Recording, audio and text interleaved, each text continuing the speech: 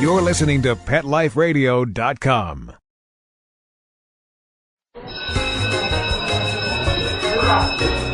Okay, class, take your seats. I said take your seats. Class, sit. Shh. I swear you're all acting like a bunch of animals.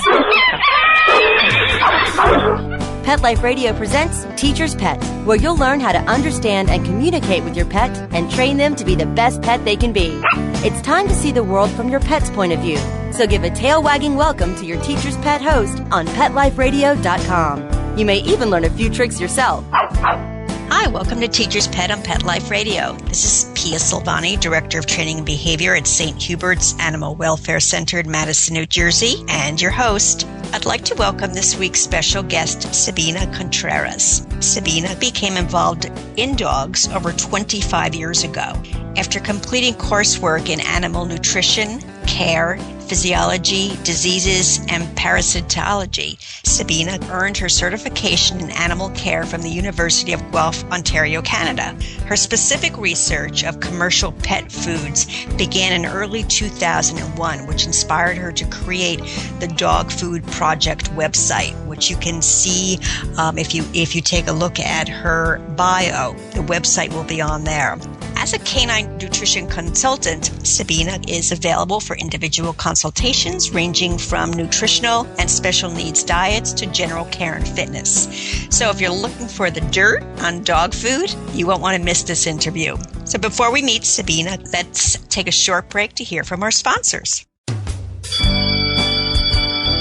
Okay, class, grab your tuna flakes, biscuits, and bones. Teacher's Pet will be back in 2 shakes of a tail, right after recess.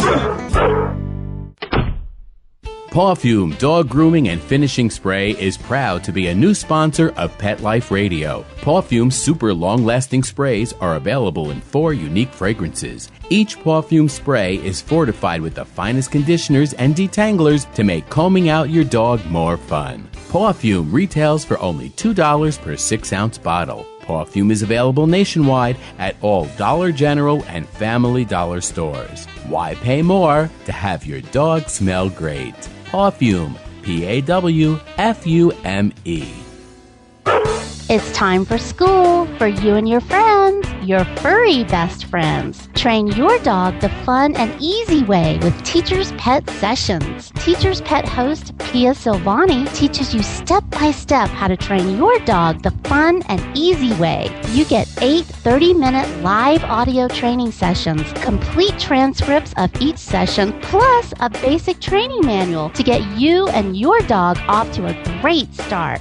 Training begins the moment you bring your dog home. Teacher's Pet Sessions offers positive reinforcement training to shape your dog's behavior and encourages upbeat, enthusiastic responses to ensure that your dog will enjoy learning.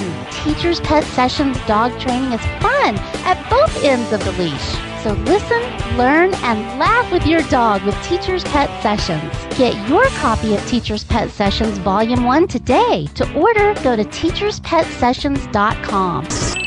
Hi, this is Pia Silvani, your host. Bring your dog, tug toy, and treats, and get ready to have some fun. teacherspetsessions.com. Hello! I'm Deborah Wolf, and I'm inviting you to my animal party on Pet Life Radio. The dress code? Come as you are. Pajamas, a tux. You can even go naked like your pets. Unleash your party animal at my animal party. Guests you know from Animal Planet, TV, radio, the news, and bookstores will be joining me. And that's because after I won Best Pet Radio in America from the DWAA, I got my paw in the door and I met a lot of amazing people. And the best of the best are going to be coming to the party. They're coming to party with us. So join us at the animal party. Don't miss the party. Every week on demand, only on PetLifeRadio.com. Let's Talk Pets on PetLifeRadio.com.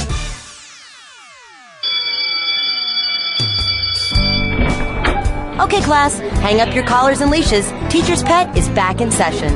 Now park yourselves on the floor. I said park, not bark. Ugh. Okay, Teacher's Pet.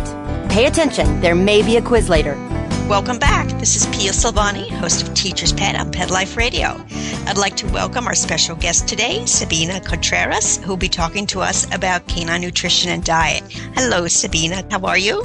Hi, Pia. I'm great. How are you? Good. Thank you for joining us. I'm really thrilled about talking about this topic since not too many people discuss it. I'm glad to be here. Great. My first question to you. The pet food industry, as you know, is a multi-billion-dollar business, and the manufacturers of most popular brands spend millions, if not billions, on advertising each year, saying that they offer the best and the most nutritional product. So how do we, as pet owners, how do we really know if they're using the best quality ingredients, since they're really, as I understand it, there are no legal requirements that such statements must be truthful. Can you expand upon that? Well, technically, there are laws to ensure truth in advertising. But on the other hand, when it comes to pet food, they are rarely ever enforced. If you look at TV commercials, for example, for even foods that are relatively poor quality, you see the nice chunks of beef raining down and the fresh veggies and the clean grains and whatever else they like to include. But then you look at the ingredient list and you see byproducts and fractions of grains and certainly no significant amounts of all these nice things, but I'm not aware of very many occasions where there was actually anything done about it. So looks are not everything. Yeah, I know I tend to sound pretty cynical about all this, but sadly that's what I have found while I was investigating the pet food industry. And truly, there is no way of ever knowing everything about a food, even the high-quality ones. So how do you know if you're really feeding good food if your dog appears to be healthy, happy, and maybe shows no visible signs of any sensitivities, allergies, or illness? That's a really, really good question, and it's just like in people. You know, some folks can eat a terrible diet and smoke all their lives and drink and still grow to be over 90 years old, and others have health problems in early age. A lot of it is genetic, but there is a lot that's directly related to food, and I see this on a daily basis. When I work with people on their dog's diet, they are used to their dog looking a certain way, smelling a certain way, behaving in a certain way, and they might have fed the same food for years. But how would they know if there would be an improvement if they don't try something else? That's interesting. That's what I always tell people who say, oh, I'm feeding this food. I'm concerned now that I've read the Dog Food Project about all these poor quality ingredients, but my dog looks fine. He acts fine. I don't know if there would be any change, and I tell people, try it. Just give it a try. You have got nothing to lose. Buying a better quality food, and at worst, if you don't see a tremendous change, you have the peace of mind of leaving out all that undesirable stuff, and you're not paying for it. Great point. Great point. So to begin, you state that step one is to determine what the main ingredient is in the food that we're feeding our pets. So how do we know what that is, and where do we find it on the bag? If you look at the ingredient list, there will be things that you are familiar with and things that you are less familiar with. But just looking at the first few, there will be a source of fat somewhere in there, like chicken fat or canola oil or something like that. And everything before this first major fat ingredient and including it itself, those are your main components of the food. Everything else is there in much, much smaller quantities. So you want to have the good meat ingredients and very, very little of so-called fillers that might serve one purpose or another, of like fiber sources such as beet pulp or something like that. They shouldn't be part of this. Then step 2 is to evaluate the ingredients and the amounts used. But when I read the back of a bag of pet food, and I know I just got a call from my neighbor who just got 2 puppies, it's difficult to recognize half of what is in the food and what those terms mean. So what do people do if they can't recognize the names? Well, as a general rule, the most unrecognizable items are usually the chemical names for some vitamin supplements. But other than that, towards the beginning of the list, if you have things that you are absolutely not sure about, like animal digest and poultry byproducts and processed things like that, chances are it's something that you don't want in there. This area is specifically why I have created the Dog Food Project, so that people have an unbiased resource where they can look things up. I have a list that specifically tells people ingredients to avoid, and you will find many of those unfamiliar sounding ones on that list.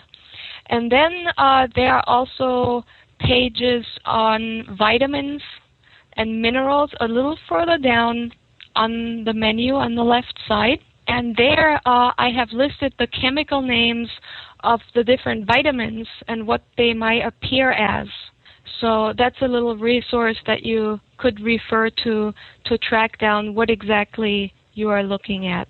Oh, that's perfect. And you brought up a term that I hear all the time that people are confused about, byproducts. Can you tell us what byproducts exactly, what is a byproduct and what does it consist of? Byproducts are those parts of animal carcasses that are not the quality muscle meat. And the thing with the byproducts is these don't necessarily constitute items that are not of good quality.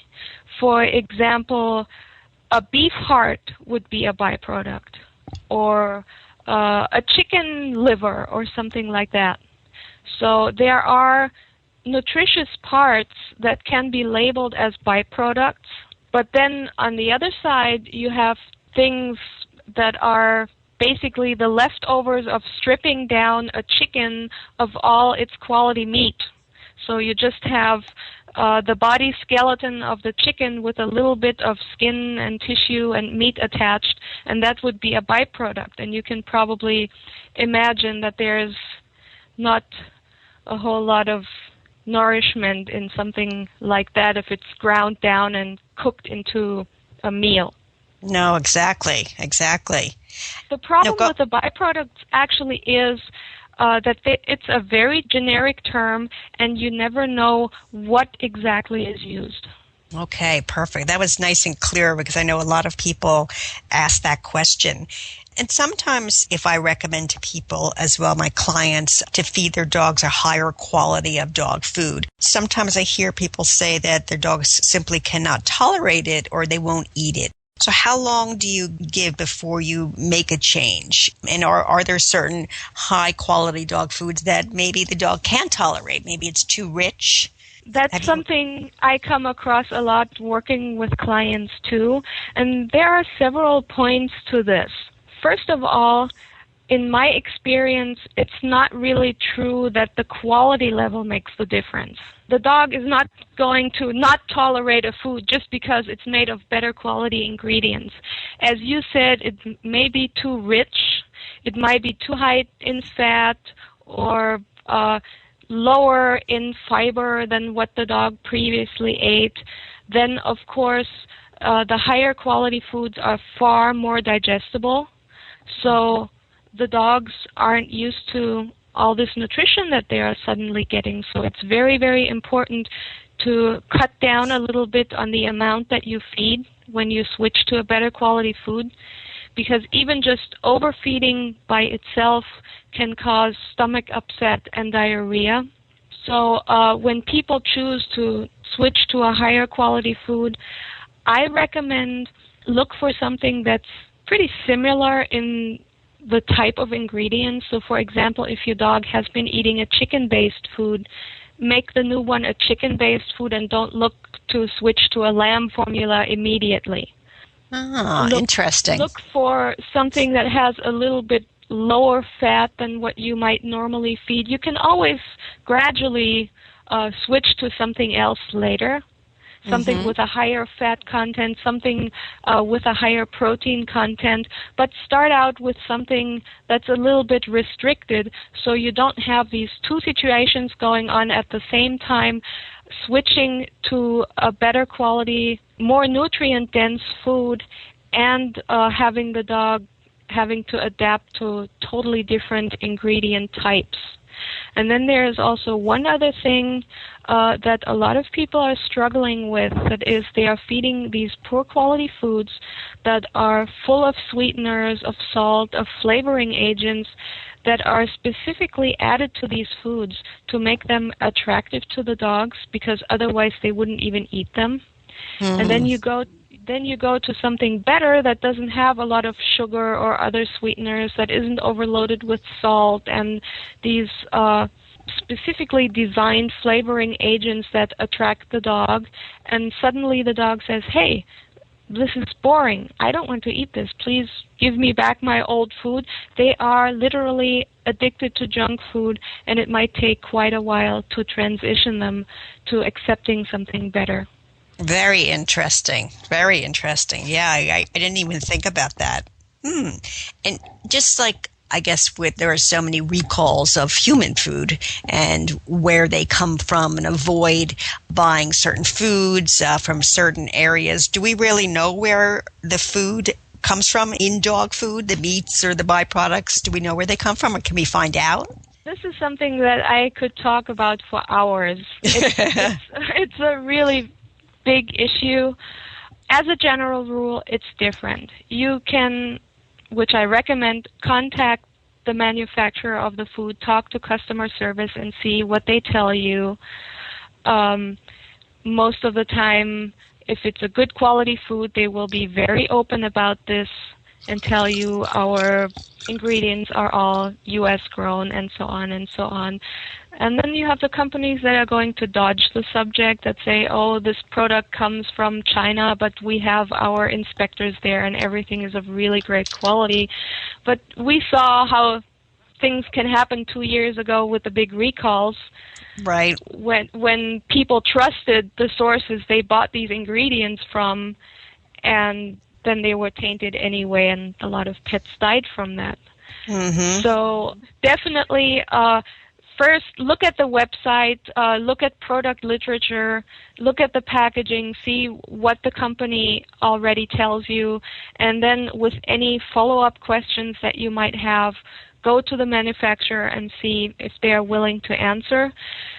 There are, of course, a lot of different things that go into a food, and it's much easier to get information about the type of meat or grain or other carbohydrate sources or veggies or whatever they use. But then you always have the issue of the vitamin and mineral supplement mixes, which come as a pre-made mix to the manufacturer, and a lot of the components that go in there do originate from China. So it's very hard to track down, and there are very, very few companies that will actually outright say not a single component in our food comes from China. It's nearly impossible, since the pet food industry has expanded so much. True. Let's talk just a little bit about fats and oils, since obviously it's critical in the dog's diet for their coat and their skin and also brain development. Which fats and oils are best for dogs? Because I hear so many people saying, I want to add more oil to my dog's diet because to help his coat and his skin, especially those with dry skin. Which do you recommend as being the best? As a general rule, since dogs are meat eaters, animal-based fats are the most valuable to have in the diet. The next thing is that, of course, different types of oils and fats contain completely different compositions of fatty acids, and they can vary quite a bit. You have things, for example, like the medium-chain fatty acids, which are very, very prevalent in unrefined coconut oil, which is a great thing.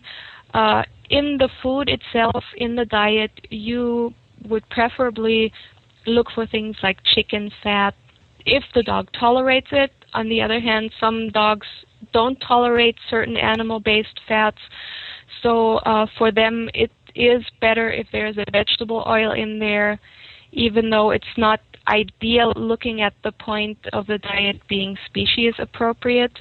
But we have to look at what works well for the dog, for the individual dog with individual needs, rather than just following this preconceived notion, dogs are meat eaters and they should only be eating animal-based foods. So right. It's something that needs to be fine-tuned.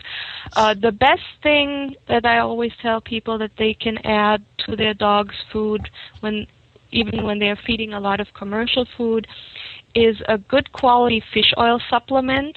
Mm-hmm. Not cod liver oil. It should be an oil made from the entire fish, ideally wild caught, not farmed. Like, for example, wild salmon or sardines or anchovies are common sources. The nice thing about this is that commercial foods tend to be very high in omega-6 fatty acids, and the fish oil only adds significant amounts of omega-3 fatty acids, so you are skewing the ratio into a more favorable area, which has a great impact on health, on the brain, on the coat, and the skin. That's one thing that's really great to do. Okay. We need to take a short break to hear from our sponsors, so hang tight. We'll be right back. Don't go away. Okay, class, grab your tuna flakes, biscuits, and bones. Teacher's Pet will be back in 2 shakes of a tail, right after recess.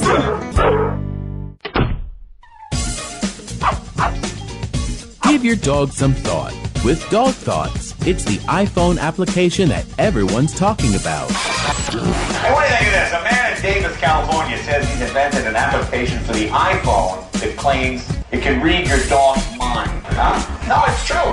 I read about it on my cat's Twitter page. That's why. Jay Leno talked about it, CBS reported on it, and now you can see what all the buzz is about. Created just for dog lovers, Dog Thoughts makes taking photos of your furry best friend more fun. Shake your dog and read his mind. On your iPhone, of course. Take a pic of your pup, shake your phone, and watch as his thoughts appear on the screen. Does he have a bone to pick with you, or is he having a tail-wagging day? Get your Dog Thoughts iPhone app today. Just 99 cents. Go to PetLifeRadioPromotions.com. That's PetLifeRadioPromotions.com.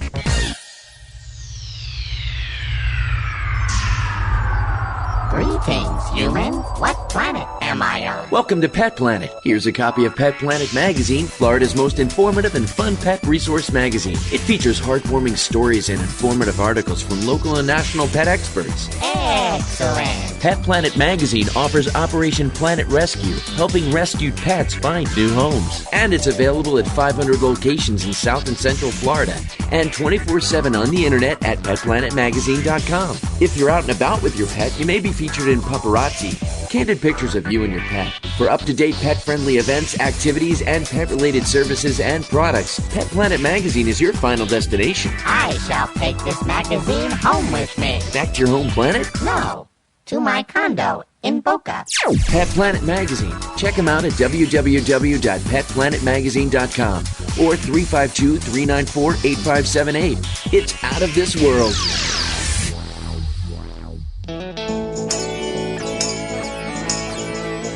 Got questions about your hound's health?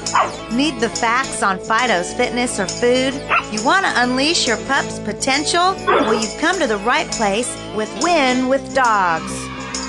Here, we learn how easy it is to naturally improve the lives of our furry friends. So sit, stay, and get ready to win with dogs. With me, Raquel Wynn. Exercise, nutrition, interaction, and love make for one healthy, happy hound. Give yourself the gift of knowledge, on demand, every week, right here at Pet Life Radio with me, Raquel Wynn, and Win with Dogs.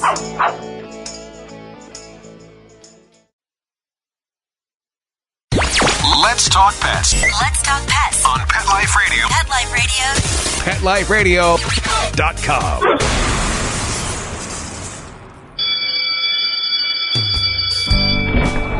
Okay, class, hang up your collars and leashes. Teacher's Pet is back in session.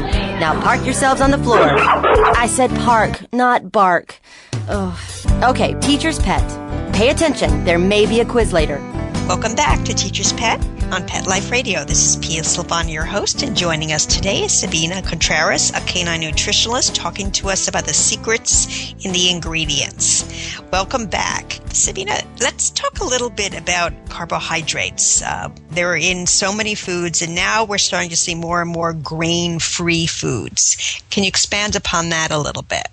Before I go into more detail, I have to note that a lot of people use the words grains and carbohydrates interchangeably, which is incorrect. You can have carbohydrates from grains or from non-grain sources like potatoes, sweet potatoes, and other starchy vegetables, tapioca, and other things like that. Just because a food is grain-free doesn't necessarily mean that it's of better quality than a food that might contain grains as a carbohydrate source. That's just something ahead of discussing the other part. It's grain-free and low carbohydrate is not the same thing. So you still have to look at your ingredient list and see that you have a good amount of meat in there. Overall, I'm not entirely against grains themselves as long as the individual dog tolerates them. And the nutritional needs vary a lot from individual to individual. And the dog's reaction itself should be our first and foremost guide. I've talked to a lot of people who liked these grain-free diets so much better than their old food, where there weren't really that many differences except for the grain, and just being grain-free, while it can really help some very sensitive and maybe allergic individuals, it's not necessarily so much better. You really have to look what the individual dog needs. And what I was going to say earlier, a lot of people switch from a traditional grain-based food, the regular formulas with your typical 24 to 26% protein and around 14-15% fat, to these grain-free formulas that are also very, very high in protein and fat, around 40 to 45% protein and maybe 18 to 22% fat. And then their dogs have problems switching the food, and they say, oh, this is so bad. This is a bad food. I can't feed this to my dog. And it's not really the food that is to blame. It's just that the dogs were plunged into something new way too quickly and without much thought. Don't get me wrong, I'm really, really very much in favor of these low-carb diets simply because it's a more species-appropriate way of feeding.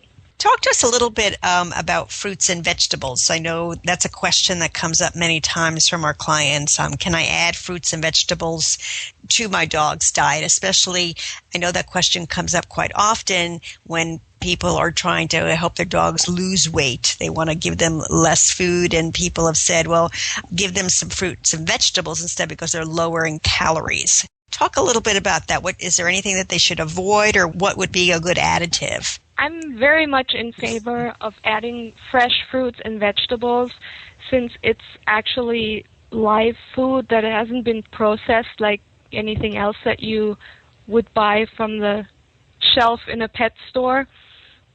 The only thing that you really, really have to be careful to avoid are onions and grapes and raisins, since these can be very, very toxic to dogs and cause severe health problems. I'm not going to touch on the common sense thing, don't feed the pits of cherries and things like that. It's pretty much understood. What I recommend is taking fruits and berries, make a smoothie with them. You can add some plain yogurt, freeze it in a Kong toy or in an ice cube tray. It makes a wonderful treat. You've got vitamins in there, antioxidants, and the dogs love it. Oh, that's a great idea. If a dog needs to lose weight, it's definitely better to add fresh vegetables that are actually intended for humans to eat rather than having all the fiber fillers in the commercial food. You would choose something that is low in calories, of course, so not a whole lot of sweet potatoes and things like that. But things like green beans, canned pumpkin is great, and most dogs really like the taste of that. And broccoli, when it's cooked, it's usually well tolerated. A little bit of carrots. They do contain some sugar, though, so we would want to go easy on that. One important thing is that dogs don't have the digestive capacity to break down plant cell walls. Any fruits or veggies that you feed should be either mashed up really well or pureed. This isn't so critical if you're just feeding them as a filler for a weight loss program, since the dog won't get a lot of nutrition out of them anyway. But if you want the nutritional benefit, stick it in the blender, in the food processor, mash it up. If it has about the consistency of baby food, then you know that they can actually get the benefit. Okay, well, let's take the opposite then. What if a dog needs to put weight on? Say a dog has been ill for quite some time and they're looking to add some weight to a dog. Is there anything in particular that you would recommend to a client to add to the dog's diet? What I usually find helpful is to add some carbohydrates. Mm-hmm.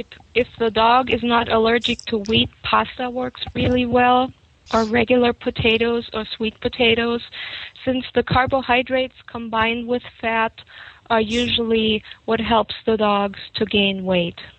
I would recommend, for example, choosing a good quality canned food and mixing in some potatoes or pasta, things like that. That usually works really well. And the canned food, it's not only healthier than dry food, it's also far more palatable. The dogs like the flavor and the smell a lot better, so that gets them to eat. Oh, good. And how about supplements? I know many people say, should I feed a vitamin? Is there anything else I should add? What is your recommendation there? As a general rule, again, the commercial foods are very, very high in mineral content, and most vitamins too. They just have to be, since they have to meet the nutrient needs of pretty much all the dogs on the bell curve, no matter what their specific needs are. If it's accomplished, that's a different discussion, but a lot of people say that commercial foods lack vitamins and minerals, and that's simply not true as that. So for the average dog, I don't recommend something like a multivitamin or those supplement powders or pet tabs or anything like that, because they only add more of what's already plentiful, and that's not really needed. Okay. The fish oil is one thing that I would recommend for any dog. Just start slowly with it. Don't add too much all at once.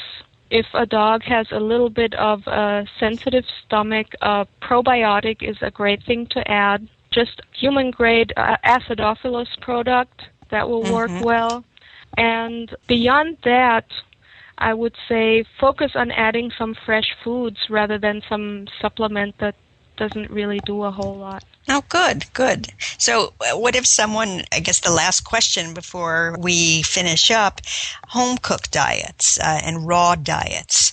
We're hearing more and more about that, people wanting to feed raw or they want to cook for their dogs. Are there things that people should be aware of and cautious about?